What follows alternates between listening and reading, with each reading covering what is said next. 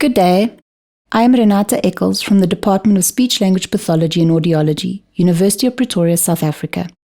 My co-authors are listed below. I want you to listen to this sound clip and then tell me what song you think it is.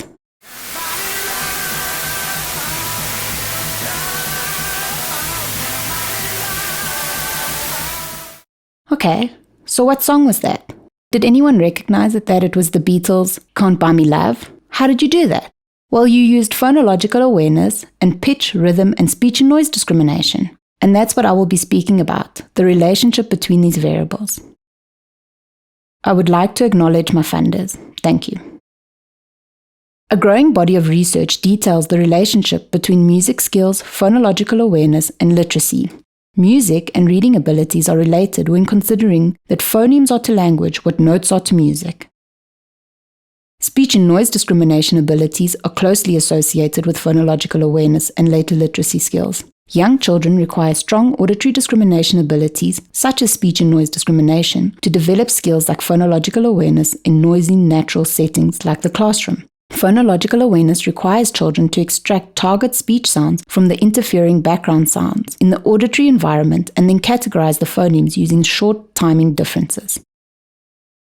Music abilities have been proposed to increase the auditory system's ability to overcome the impact of noise on learning, like when you're developing literacy. Possibly because exposure to music develops pitch and rhythm discrimination, which in turn, due to the shared dependence on auditory discrimination, may be useful for phonological awareness development.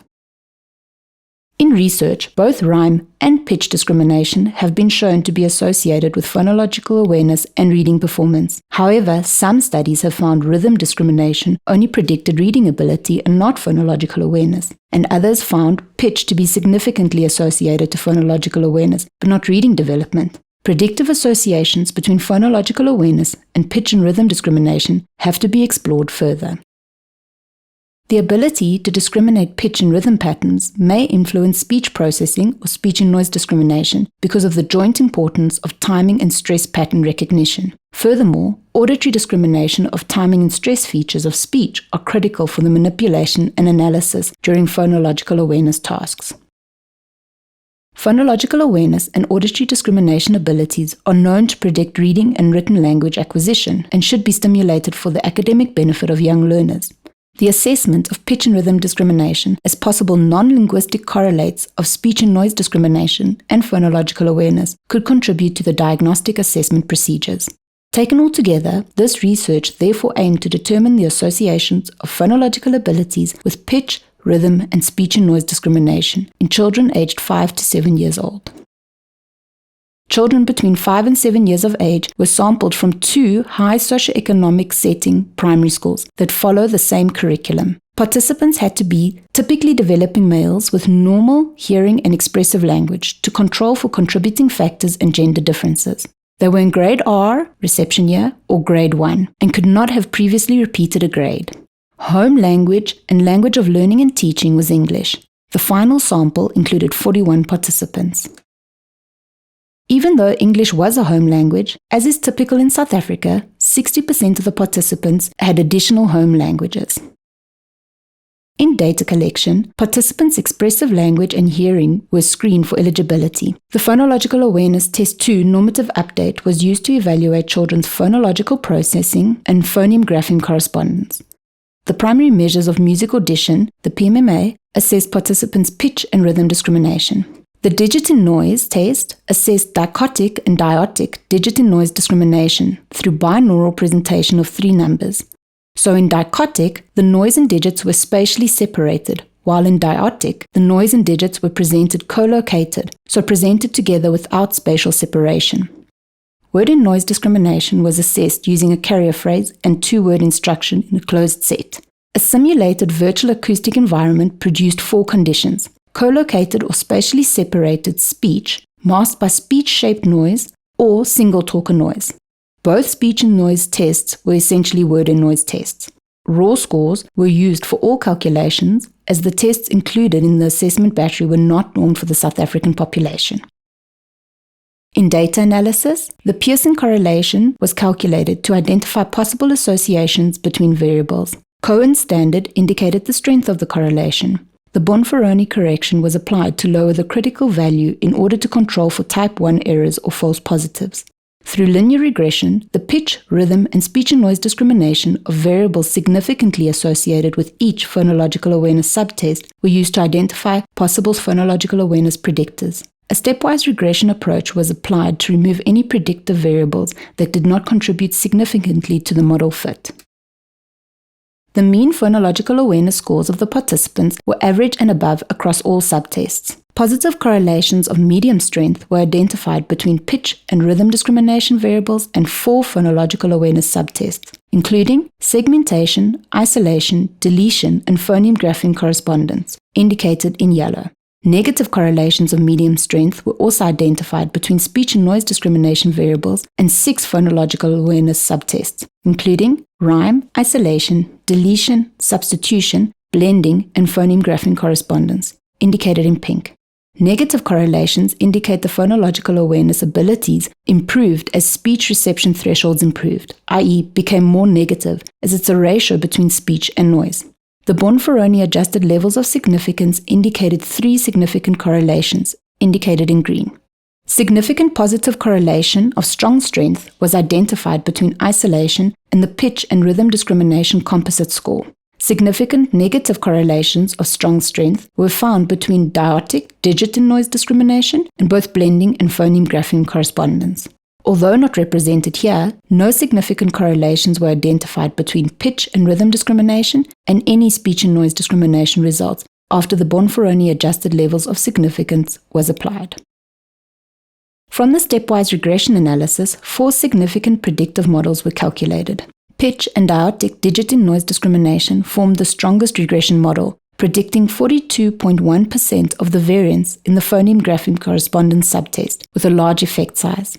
Pitch and rhythm discrimination and their composite score also indicated large effect sizes for isolation. Diotic digit and noise discrimination was a significant predictor, predicting 27.9% of the variance in the blending subtest with a large effect size. So what does this all mean? Correlation analysis identified numerous associations of median strength between phonological awareness and pitch, rhythm, and speech and noise discrimination, demonstrating a clear relationship between these variables in young children. And pitch, rhythm, and diotic digit and noise discrimination significantly predicted isolation, blending, and phoneme grapheme correspondence. Isolation and blending are complex phonological awareness skills, but form the simplest phonemic awareness abilities. Phonemic awareness relies heavily on auditory discrimination, which may explain why isolation and blending were predicted by the complex auditory discrimination skills of pitch, rhythm, and diotic digit and noise discrimination. Phonemic awareness requires the understanding that written words are encoded letters formed from the sound properties of a spoken word. Pitch and rhythm discrimination improve children's ability to process sound and associate visual symbols, notes, to specific tones. Previous studies have also identified predictive roles between pitch and rhythm discrimination and phonemic awareness. The ability to isolate phonemes provides a foundation for phonological blending to develop, which is the next tier on the phonemic awareness hierarchy. Diotic digit and noise discrimination scores predicted blending. The predictive relationship could be related to how the auditory stimuli are processed by each skill set. Phonological awareness depends on bottom-up and top-down processing, while word and noise discrimination requires predominantly bottom-up processing, as it is less linguistically loaded than a continuous speech stream.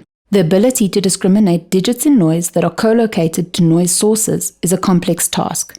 Likewise, when learning to read, children have to isolate the sound properties of phonemes and then encode or blend them to form a word that has an additional semantic meaning. Stronger speech and noise discrimination abilities may support the auditory analysis involved in bottom-up phonological awareness processing and relieve cognitive demand to increase working memory capacity for top-down processing. Therefore, speech and noise discrimination abilities predict and influence phonological awareness, and in particular phonemic awareness capabilities such as blending.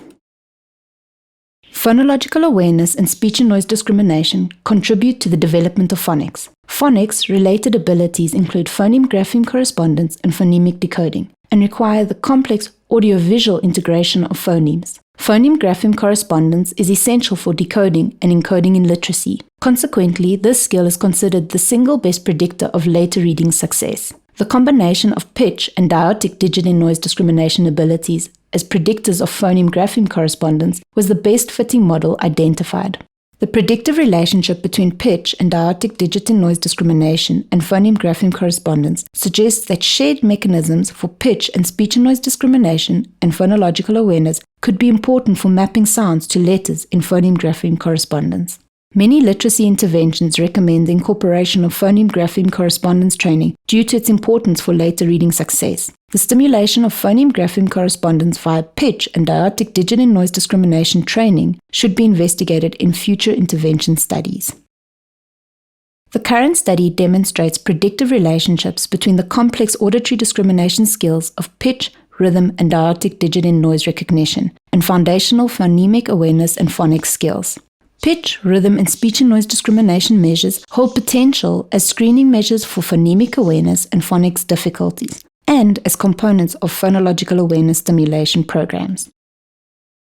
This could provide valuable support for educators, speech-language therapists, or any professional evaluating literacy, especially for children that are additional language speakers that may struggle with phonological differences across language systems. Thank you for your time. The next 2 slides have my references, and feel free to contact me in the future to discuss this research more. Thank you.